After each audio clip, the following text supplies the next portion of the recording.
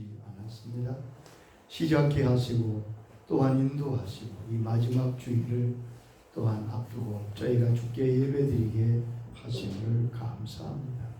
이 땅에 오신 주님을 기다리면서 주님의 가르침, 주님께서 말씀하신 그 말씀을 다시 한번 깊이 상고하고 우리 자신을 그 말씀에 비추어서 우리가 얼마나 주님을 닮았는지를 배우게 하시고 돌아보게 하시는 귀한 시간이 되게 하여 주옵소서. 주님같이 되는 것이 우리의 목적입니다. 주님처럼 하나님, 주님을 닮아가는 하나님의 자녀들이 꼭 되게 하여 주시옵소서. 예수님의 이름으로 기도하옵나이다. 아멘. 마태복음 6장입니다. 마태복음 6장 1절로 4절까지의 말씀. 마태복음 6장 1절로 4절 말씀. 신약 7페이지가 되겠습니다. 사람에게 보이려고 그들 앞에서 너희 그를 행치 않도록 주의하라. 그렇지 아니하면 하늘에 계신 너희 아버지께 상을 얻지 못하느니라. 그러므로 구제할 때에 외식하는 자가 사람의 영광을 얻으려고 회당과 거리에서 하는 것 같이 너희 앞에서 나팔을 불지 말라. 진실로 내게 이르노니 저희는 자기 상을 이미 받았느니라. 너는 구제할 때에 오른손에 아는 것을 왼손이 모르게 하여 내 구제함이 은밀하게 하라. 은밀한 중에 보시는 너희 아버지가 갚으시리라. 아멘. 주님께서 3년 반 동안 이 땅에서 복음의 사역을 하실 때 주님이 하신 사역을 크게 세 가지로 성경은 말씀하고 있습니다. 천국 복음을 전파하셨습니다. 그리고 귀신을 쫓아내고 백성들의 질병과 약한 것을 고치셨습니다. 주님께서 이 귀한 사역을 하셨어요. 요한일서 3장 8절 보면 하나님의 아들이 나타나신 것은 마귀의 일을 멸하러 하심이라고 말씀하셨습니다. 가장 많이 하신 것은 가르치신 것이지요. 회당에서 가르치시고 특별히 12제자를 기르시는데 힘쓰셨어요. 이 주님의 가르침이 사복음서에 잘 나와 있습니다. 이 주님의 가르침의 가장 중심은 바로 산상수훈의 말씀으로 마태복음 5장, 6장, 7장에 나와 있습니다. 주께서 팔복의 말씀을 하셨고 6장에서는 우리에게 신앙의 삶에 주의할 부분을 말씀하셨는데 그것은 오늘 우리가 읽은 외식에 대한 말씀을 주께서 6장 가운데 아주 비중 있게 말씀하신 것을 알 수 있습니다. 주님께서 외식에 대해서 말씀하셨어요. 우리가 유교 국가이기 때문에 유교적인 문화가 강한 나라이기 때문에 이 외식과 크게 멀지 않습니다. 그러니까 우리가 이 유교 문화권에 살기 때문에 이 체면 문화, 외식 이건 참 많이 비슷한 면이 있습니다. 그래서 우리가 예수님이 외식에 대해서 뭐라고 말씀하시는지 우리가 그걸 가볍게 여기는 경향이 있는데 그렇지 않습니다. 주님은 참된 경건 생활을 그 당시에 대표하는 기도와 구제와 금식에 대해서 다시 가르치시면서 거듭하여 하신 말씀은 외식하는 자가 되지 말라. 6장 2절에 구제할 때에 외식하는 자처럼 하지 마라. 6장 5절에 기도할 때 외식하는 자와 같이 되지 마라. 6장 16절에는 금식할 때에 외식하는 자와 같이 하지 말라. 주님께서 그 당시에 죄인으로 여겼던 세리나 창기들을 책망하시는 예는 거의 없었습니다. 그런데 그 당시에 백성의 종교 지도자인 바리새인과 서기관들에게는 매우 진노하시고 책망하시고 또한 분노하셨음을 알 수 있습니다. 마태복음 23장 13절 이하에 보면 화 있을진저 외식한 서기관과 바리새인들이요 7번이나 주님이 거듭거듭 외식하는 자에게 화가 있다고 말씀하고 있는 겁니다. 실로 외식하는 것이 무서운 죄악입니다. 주님이 가장 책망하신 죄인 것을 다시 기억하십시다. 자, 그러면 외식이 무엇입니까? 외식이 무엇일까? 이 외식을 생각할 때마다 기억나는 인물이 하나 있는데 박부서 권사님, 성천교회. 이분이 교회 처음 나올 때 성경 공부를 했어요. 근데 한 번 와서 그러는 거예요. 전사님, 그때 내가 전사님이니까 어제 교회를 나갔는데 목사님이 외식하지 말라고 그래요. 그래서 걱정, 자기는 식구들하고 외식하는 걸 좋아했는데 예수 믿으면 외식도 못하는구나. 그래서 제가 설명에 대해 한바탕 웃은 적이 있는 게 기억나. 여기 외식한다는 말은 가정하다, 꾸미다 라는 동사, 헬라 동사에서 유래된 명사인데 이것은 원래 배우라는 말이에요. 배우. 자, 배우는 그 사람이 아니라 다른 사람의 역할을 해야 되잖아요. 다른 사람으로 가장해서 그 역을 하는 것을 배우라고 하는데 원래 이 외식이라는 단어가 배우라는 단어입니다. 그리고 이 말은 점점 자신을 숨기고 다르게 처신하는 위선자라고 하는 의미가 되었던 거죠. 자, 그러면 주님은 외식이 무엇이라고 말씀하십니까? 무엇을 외식이라고 말씀하시고 외식의 특징이 무엇인 것을 주님이 정확하게 가르쳐 주었어요. 그것을 우리가 분명히 받아야 돼요. 그래서 외식에 대한 이 허물과 넘어짐을 경계해야 될 것입니다. 첫째는 외식은 사람에게 보이려고 하는 행위라고 주님은 말씀하셨습니다. 자, 기도와 구제와 금식은 분명히 하나님 앞에서 하는 것이죠. 6장 1절 보면 사람에게 보이려고 그 앞에서 너의 의를 행하지 않도록 주의하라. 외식이 뭐냐? 같은 행동을 하고 같은 믿음의 삶을 사는 것 같아도 그 목적이 사람에게 보이기 위한 것이라면 그것은 외식이다. 주님이 그렇게 말씀하십니다. T.S. 엘리어트라는 신학자는 인간을 향한 마지막 유혹은 올바른 목적을 잘못된 동기로 수행하려는 것이다. 자기 의의를 드러내는 목적으로 하는 행위를 예수님은 외식이라고 말씀하셨습니다. 자, 사람에게 보일 목적으로 하다 보면 자연히 사람들에게 관심을 가지고 사람들의 평가에 너무 신경을 쓰게 됩니다. 두 번째는 주님은 외식을 이렇게 말씀하십니다. 사람들에게 영광을 받으려는 것이 외식이다. 6장 2절에 보면 그러므로 구제할 때 외식하는 자가 사람에게 영광을 받으려고 회당과 거리에서 하는 것 같이 너희 나팔을 불지 말라. 주님께서 말씀하신 외식이 무엇이냐? 모든 목적이 그 하는 일의 목적이 사람에게 영광을 받으려는데 목적이 있다. 요즘 말하면 인기를 얻으려는 것이 외식이라는 얘기예요. 인기를 위해서 하는 거예요. 항상 자기 인기에 대해서 자기 영광에 대해서 관심이 있는 것. 자선을 베풀고 구제해도 상대방을 궁히 여겨서가 아니 자신의 이름을 과시하고 사람들에게 감사와 찬사를 받기 위한 목적입니다. 기도와 금식이 참으로 하나님 앞에 드려지는 귀한 신앙의 모습인데 종종 기도원에 가면요 어떤 모습을 볼 수 있냐면 금식 기도하는데 어떤 분은 프랑카드를 금 40일 금식 아니 40일 금식하면 했지 뭐 이렇게 대단한 거. 어떤 분은 명함 보니까 40일 금식 몇 번 해.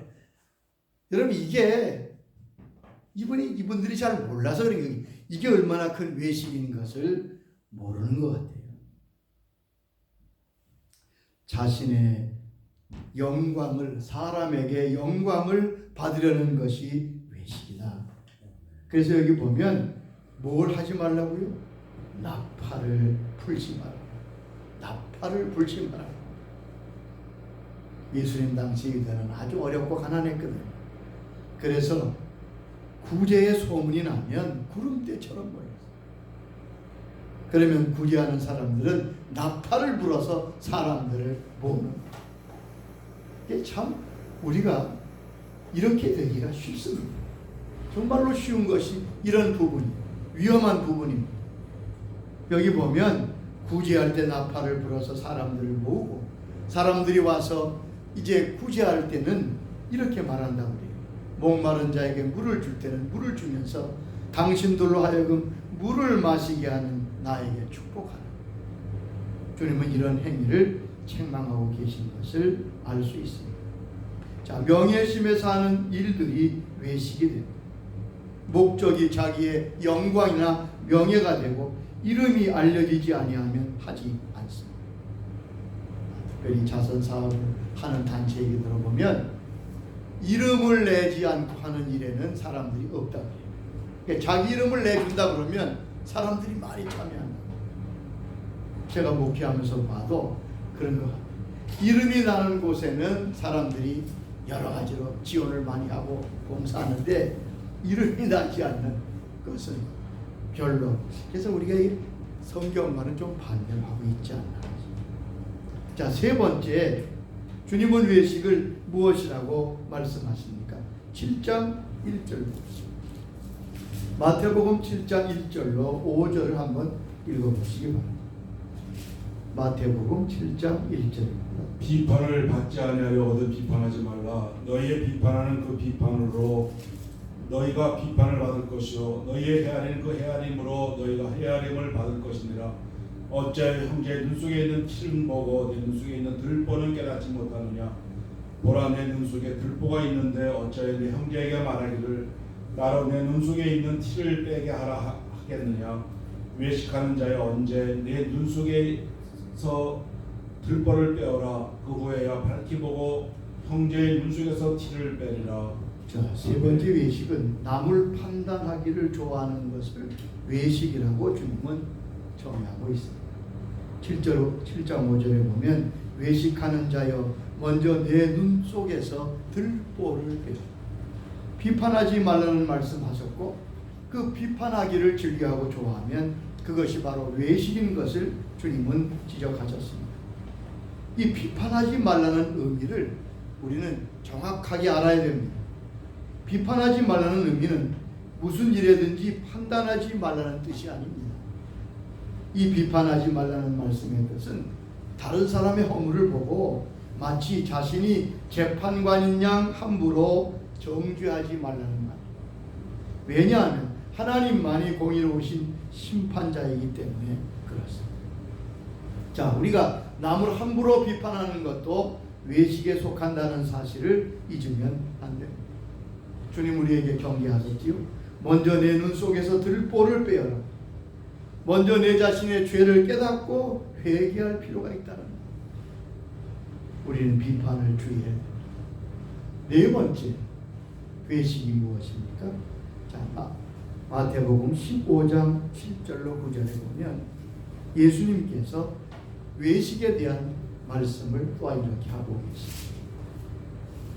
마태복음 15장 7절로 9절입니다. 외식하는 자들아, 이사야가 너희에게 대하여 잘 여하였도다. 일렀으되 이 백성이 입술로는 나를 존경하되 마음은 내게서 멀도다. 사람이 계명으로 교훈을 삼아 가르치니 나를 헛되이 경배한도다 하였느니라. 자, 주님께서 외식에 대한 말씀을 하실 때 이사야 예언의 말씀을 인용하시면서 8절에 보면 이 백성이 입술로는 나를 공경하나 마음은 내게서. 외식이 무엇이냐?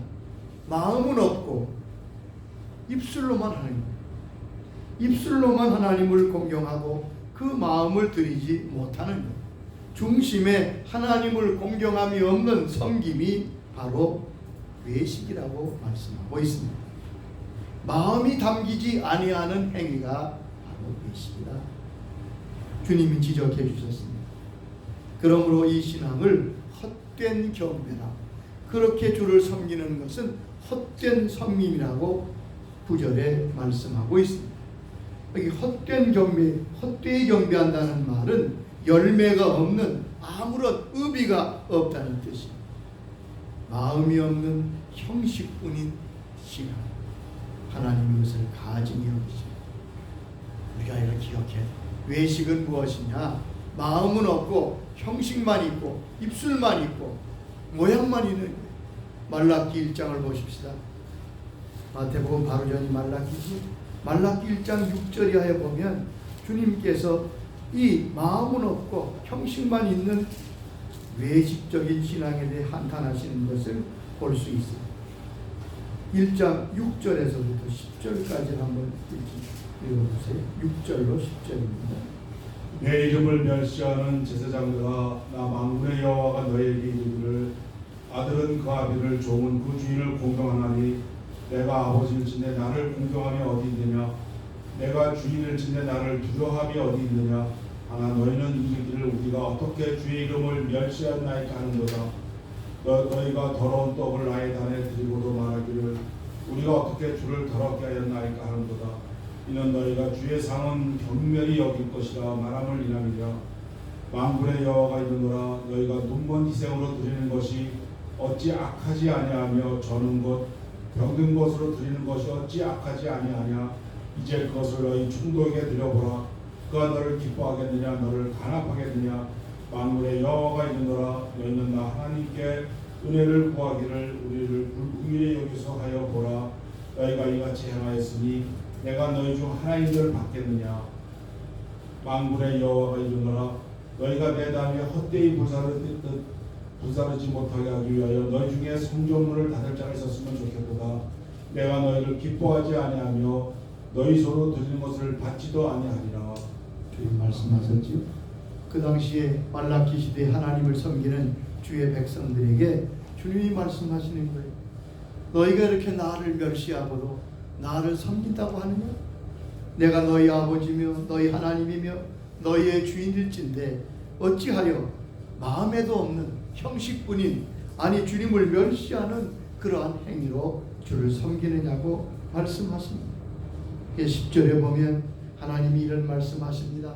내 제단 위에 헛되이 불사르지 못하게 하기 위하여 성전문을 닫을 자가 있으면 좋겠다. 하나님은 우리의 중심을 보십니다.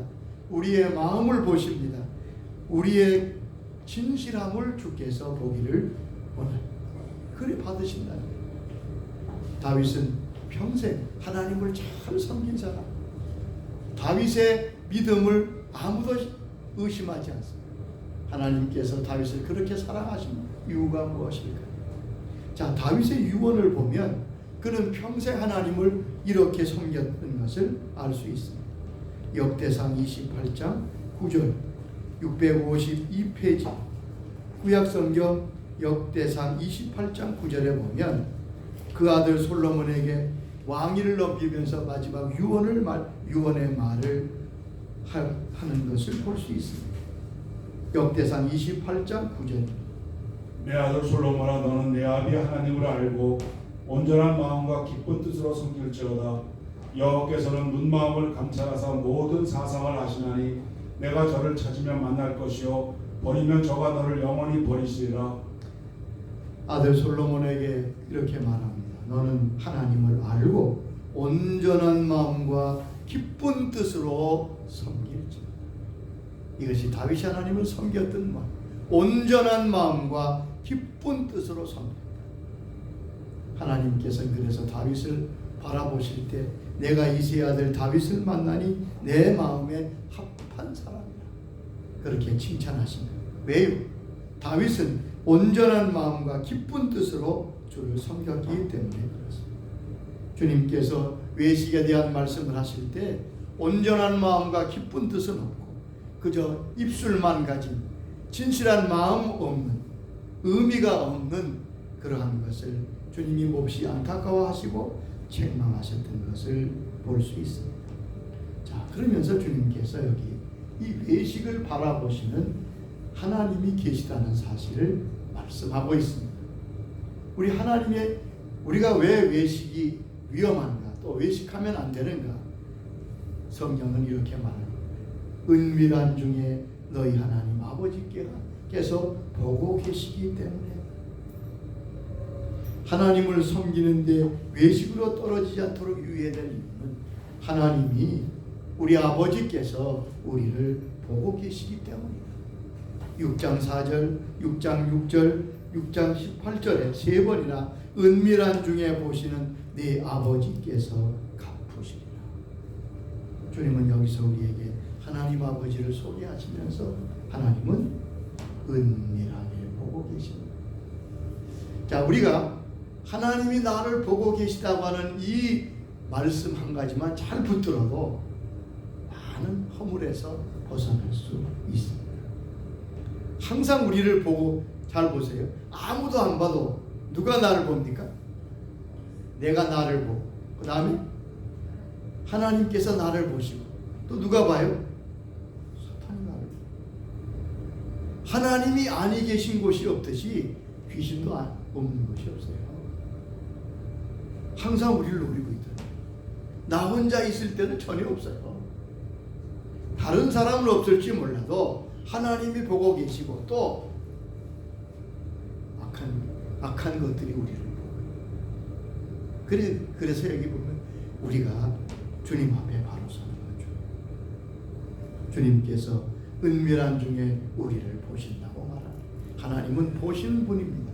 성경에 보면 하나님이 보시는 것과 보지 않는 게 있다. 사무엘상 16장에 하나님께서 사무엘을 보내셔서 다윗 가문의 왕을 세울 때 제일 장남 엘리압이 지나가니까 사무엘도 그 아주 키가 크고 미남이었던 것 같아요. 그러니까 기름을 부으려고 하니까 하나님 뭐라고 하십니까? 아니다. 그 용모와 신장을 보지 말라. 사람은 외모를 보거니와 나 여호와는 중심을 본다는 말씀을 하셨습니다. 자, 거기서 하나님이 보지 않는 것, 하나님이 우리를 보실 때 보지 않는 게 있습니다. 첫째는 외모를 보지 않습니다. 하나님은 절대 우리 외모를 보지 않습니다. 우리의 모양이나 능력이나 재능이나 사람들이 자랑하는 외적인 것 하나님은 보지 않는다. 두 번째, 하나님은 그의 과거를 보지 않습니다. 하나님은 사람의 과거에 대해서 별로 관심이 없어요. 근데 사람의 과거에 대해서 굉장히 관심이 많고 문제가 됩니다. 이 청문회만 할 때 보면 어디서 찾아냈는지 사람들이 이거 옛날 것까지 다 드러냅니다. 근데 하나님은 과거를 보지 않습니다. 과거에 하나님을 대적했던 바울도 등용하시고 수가성 여인은 남편이 5이나 되어서도 주님이 개의치 아니하고 그에게 새로운 생명과 은혜를 주셨던 것을 볼 수 있습니다. 그렇기 때문에 하나님의 사람들은 과거에 매여서는 안 돼요.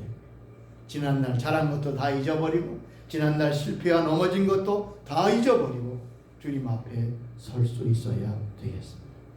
그러면 하나님이 보시는 부분, 내 중심을 보신다고 했는데 하나님은 내 중심에서 무엇을 보고 싶어 하십니까? 자, 주님이 보시고자 하는 게 있을 거 아니에요. 내 중심을, 나는 중심을 본다. 그러면 우리 중심, 우리의 마음에 뭘 보기를 원하신다는 말이에요.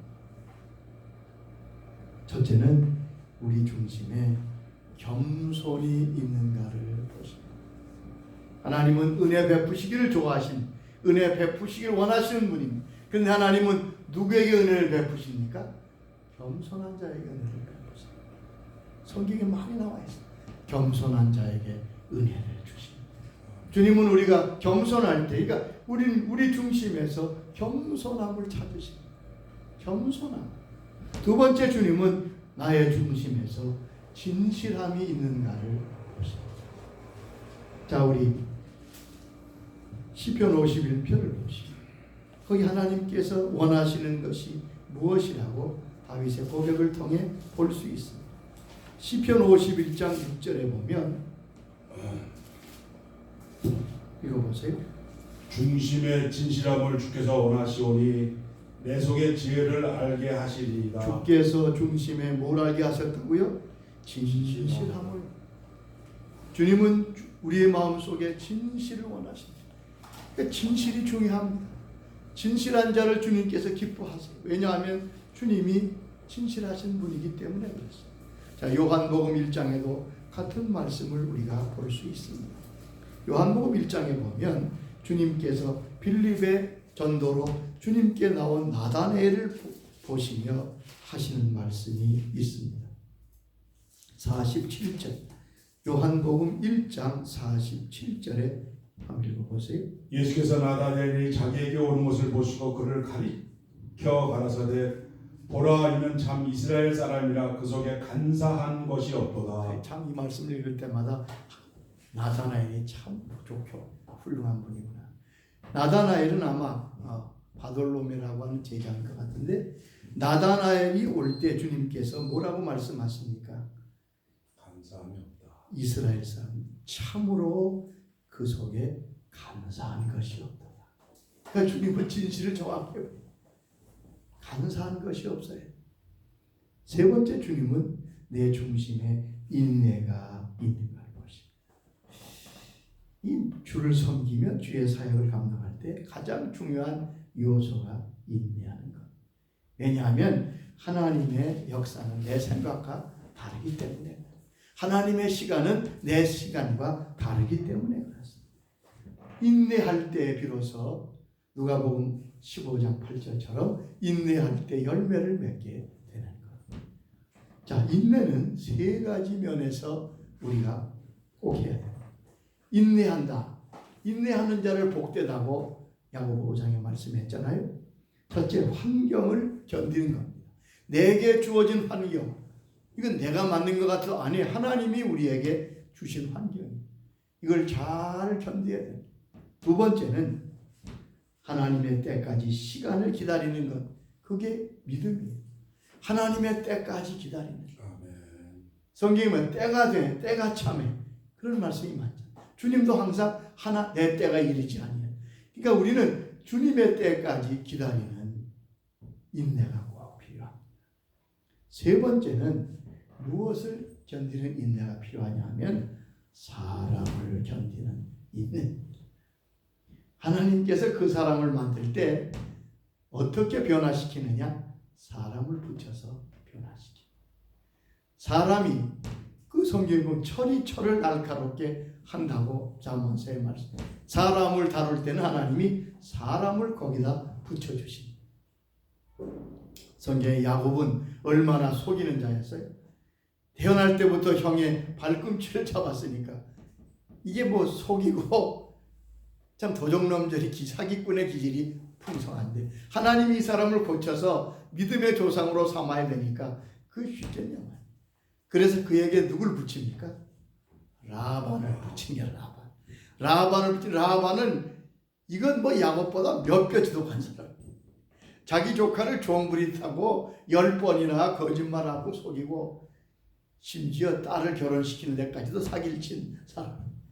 뭐 세상에 이런 사람이 드물 건데 하나님께서 라반을 야곱에게 붙였습니다. 그런데 놀라운 것은 야곱은 거기서 잘 견딥니다. 그래서 그는 이스라엘이 되는 변화의 축복이 있는 겁니다. 목회를 하다 보면 그 견디지 못해서 다른 데로 가요.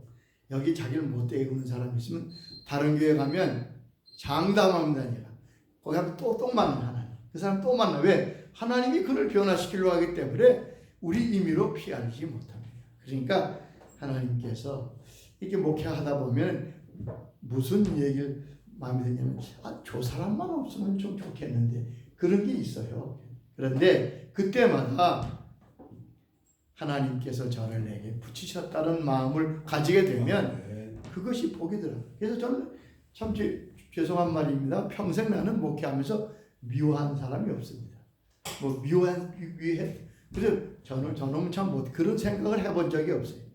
그래서 크게 사람들하고 갈등이 있는 적이 없었던 것 같아요. 하나님 주신 은혜. 하나님이 그런 인내가 있는 것을 보고 싶어 하십니다. 또 하나 여기 보면 주님께서 우리 하나님에 대해서 이 외식에 대해서 뭐라고 말씀하셨냐 하면 하나님은 갚아주시는 분이다. 은밀히 보시는 아버지께서 뭐 하신다고요? 갚아주신다. 이게 우리가 꼭 믿어야 되는 하나님은 다 보고 계신만 알아요. 반드시 갚으신다. 하나님의 갚으시는 원칙은 두 가지죠. 첫째는 그가 행한 대로 갚을 것이다. 그가 일한 대로 갚을 것이다. 그런데 오늘 주님 예식에 하신 말, 외식하는 자는 뭐가 없습니까? 상이 없어요. 하나님이 갚으실 것이 없다고요. 이미 저희들은 자기 상을 받았느니라. 자기 상을 받았다는 거예요. 외식이 무서운 것은 아무리 애써도 그것은 아무 상이 없어요. 하나님의 인정을 받는 상급이 없다. 아마 이 땅에서 큰 상급을 기대하고 천국에 갔던 많은 사람들이 아무 상급이 없는 것을 보고 깜짝 놀랄 거예요. 여러분, 성경은 절대로 진실입니다. 주님은 헛된 말씀을 하지 아니하십니다. 외식하는 자는 사람들에게 영광을 받고 칭찬을 받고 인정을 받는 것으로 끝난 거예요. 상이 없어요. 그러니까 너무 허무한 것 아니겠습니까? 우리는 하나님이 갚아주실 것이 많은 인생이 믿음의 삶이 되어야 될 것입니다. 사람들이 칭찬하고 뭘 중요해요? 하나님이 갚으셔야지. 하나님께 받아야지. 외식하지 말라고 하는 이 말씀은 우리와 아주 밀접한 관계가 있는 말입니다.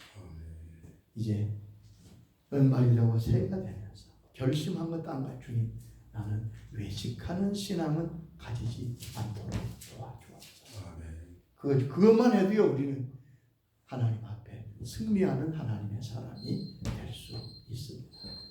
이제 나같이 들을 말씀 생각하면서 주님, 그렇습니다. 저희들이 외식하지 않도록, 외식할 일이 없도록 우리를 붙들어 주옵소서. 주님, 진실하게 주 앞에 나가기로 온전한 마음과 깊은 뜻으로 주를 섬기게 하여 주시옵소서. 함께 기도드리겠습니다. 자비하신 아버지, 감사합니다. 아버지 하나님, 오늘